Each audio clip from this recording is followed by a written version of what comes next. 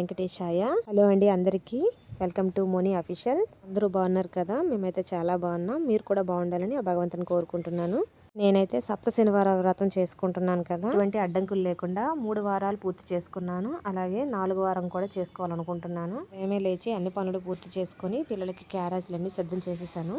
పిల్లలకి క్యారేజీలు సిద్ధం చేసి వాళ్ళు స్కూల్కి వెళ్ళిపోయినట్లయితే పిల్లలు చాలా ప్రశాంతంగా చేసుకోవచ్చు. పిల్లలు స్కూల్కి వెళ్ళక ముందే పూజ చేసుకున్నట్లయితే క్యారేజ్ పూజ అంతా హడావిడి అయిపోతుంది. పిల్లలు స్కూల్కి బయలుదేరిన వెంటనే నేను వారాలకు పసుపు కుంకుమ బొట్టులు పెట్టుకున్నాను. తర్వాత పిండి ప్రమిదల కోసం పిండితో కలుపుకొని ప్రమిదలు కూడా తయారు చేసి పెట్టుకున్నాను. ప్రమిదలు చేసి పెట్టుకున్న తర్వాత స్వామివారిని అలంకరించడం కోసం పీటను తయారు చేసుకొని స్వామివారి విగ్రహ ప్రతిమలన్నీ పెట్టుకున్నాను. తర్వాత స్వామివారి ఫోటోను పెట్టి అలంకారం చేసుకున్నాను. స్వామివారికి అన్ని అలంకారాలు చేసుకున్న తర్వాతే నేను పూజ దగ్గర కూర్చుంటాను. ఎందుకంటే మాటకి లేవకూడదు కాబట్టి. తర్వాత అలాగే నాకు ఇవ్వటానికి కూడా ఎవరు ఉండరు, నేనే లేచి చేసుకోవాలి.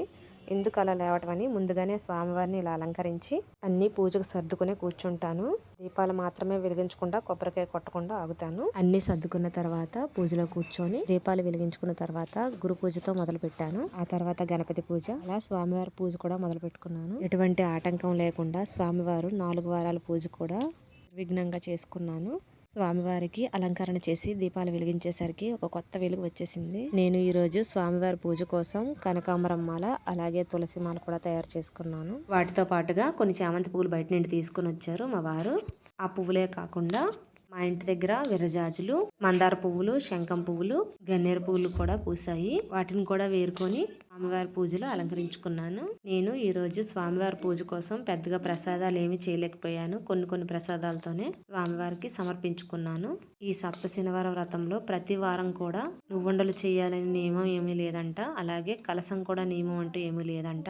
ఇక్కడ ఇంతకు ముందే చేసుకున్న వాళ్ళు ఉంటే చెప్పారు. అలాగే నేను కూడా ప్రతి వారం స్వామివారికి పిండి దీపాలు పెట్టుకుంటున్నాను కదా, అలాగే ఒక 7 వారాలు స్వామివారి కథ చదువుకొని పెట్టుకోవాలనిపించింది. అందుకోసమే ఇలా మొదలు పెట్టాను. ఈ 7 వారాలు అలాగే వడ్డీగా 8వ వారం చేసిన తర్వాత కూడా నేను మిగతా వారాలు ఇలాగే పిండి దీపాలు పెట్టుకుంటూ ఉంటాను. ఈ 7 శనివారాల వ్రతం ఎవరి స్తోమతను బట్టి వాళ్ళు చేసుకుంటారు. వాళ్ళు వీళ్ళు అంటూ నియమం ఏమి లేదు, ఎవరైనా చేసుకోవచ్చు. అలాగే ఎక్కువగా హంగామా కూడా ఉండి చేయాలంటూ ఏమీ లేదు. నేనైతే ఈ వారం ఈ ప్రసాదాలతో మాత్రమే సరిపెట్టాను. స్వామివారికి కొన్ని పండ్లు పెట్టుకున్నాను. అలాగే కొన్ని శనగలు, పానకం, కొన్ని బాదం పప్పులు కూడా ఇంట్లో ఉంటే పెట్టుకున్నాను ప్రసాదంగా. పూజ అయిపోయిన తర్వాత ఈ ప్రసాదాలని మా వీధిలో ఉండే పిల్లలకి పంచిపెట్టేస్తాను. స్వామివారు అలంకార ప్రియుడు కదా, అలంకారం కోసం పువ్వులను ఎక్కువగా ఉండేటట్టు చూసుకుంటాను. స్వామివారి పూజ ఉదయం ఉపవాసంతో చేసుకుంటే చాలా మంచిది. వీలు కుదిరినట్లుగా అయితే ఆ రోజంతా ఉపవాసం ఉంటే చాలా మంచిది. అలాగే వీలు కుదిరినప్పుడు ఆరోగ్య పరిస్థితి బాగోలేనప్పుడు ఒంటిపట్టు ఉండి చేసుకోండి, సరిపోతుంది. నేనైతే ఉదయం పూజ నుండి ఉపవాసం ఉండి సాయంత్రం ఏదైనా టిఫిన్ చేసి పడుకుండిపోతాను. మీకు వీలైనట్లుగా అయితే ఉపవాసం ఉండి ఆ రోజుకి పళ్ళు, పాలు లాంటివి తీసుకొని ఇల్లి వాడిన వంటలు ఎటువంటివి తినకుండా ఉంటే మంచిది. అలాగే మంచం పైన కూడా కూర్చోకుండా పడుకోకుండా ఉండటం ఇంకా మంచిది. నాకు తెలిసినంత వరకు మీతో విషయాలు నేను చెప్తున్నాను. ఏమైనా మీకు తప్పుగా అనిపించినట్లయితే ప్లీజ్ వదిలేసేయండి వాటిని. నేను స్వామివారి పూజ ఎలా చేసుకుంటున్నానో మీతో చెప్తున్నాను. ఇలాగే చెయ్యాలని మీకు చెప్పట్లేదండి.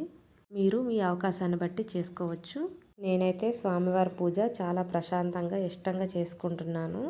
నేను పూజలో కూర్చున్న దగ్గర నుండి దాదాపుగా గంట లేదా గంటన్నర సమయం పడుతుంది పూజ మొత్తం మనకు అయ్యేసరికి. గణపయ్య పూజ తర్వాత ఈ 7 శనివారాల పుస్తకంలో ఉన్నట్టుగా అందరి దేవుళ్ళ యొక్క అష్టోత్తర నామాలు చదువుకొని లాకర్గా స్వామివారు 5 అధ్యాయాల కథ కూడా ఉంటుంది, వెంకటేశ్వర స్వామి కథ. అది కూడా చదువుకొని పూజను పూర్తి చేసి హారతి ఇచ్చేసాను స్వామివారికి. నేను స్వామివారి పూజ ఇలా చేసుకున్నాను. ఎంతకంటే బాగా చెప్పొచ్చు అని అనుకుంటున్నాను. మీకు తక్కువగా అనిపించినట్లయితే ప్లీజ్ అడ్జస్ట్ అవ్వండి.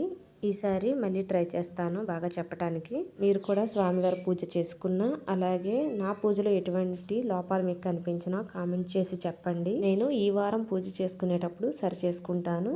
ఇక ఈ వారం వీడియో అంతేనండి. మీకు ఈ వీడియో నచ్చితే లైక్ చేయండి, సబ్స్క్రైబ్ చేయండి, సపోర్ట్ చేయండి. అలాగే నేను ఈ వెంకటేశ్వర స్వామి పూజ ఎలా చేశానో కామెంట్ చేయండి. ఓం నమో వెంకటేశాయ. ఏడుకొండలవాడ వెంకటరమణ గోవింద గోవింద. మాధవ కేశవ మధుసూ